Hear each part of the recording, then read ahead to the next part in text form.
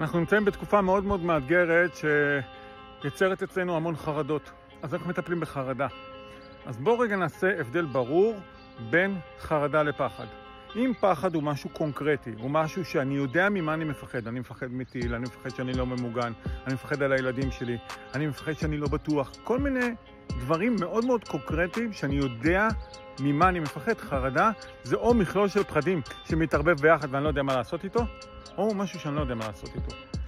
והדבר הפשוט של לעשות הוא לקחת את החרדה ולהגיד ממה היא מורכבת, איזה פחדים נמצאים בה.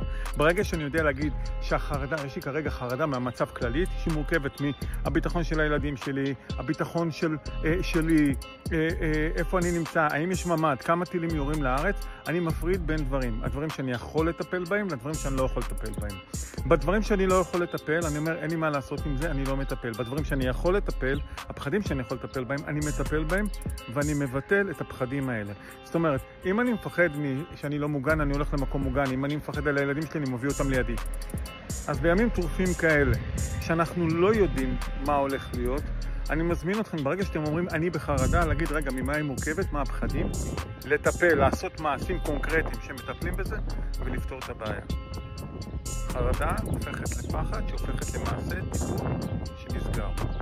מאחל לכולנו תקופה הכי טובה שאנחנו יודעים לעשות, ושכל אחד ידאג לעם, למדינה ולעצמו ולמשפחה שלו.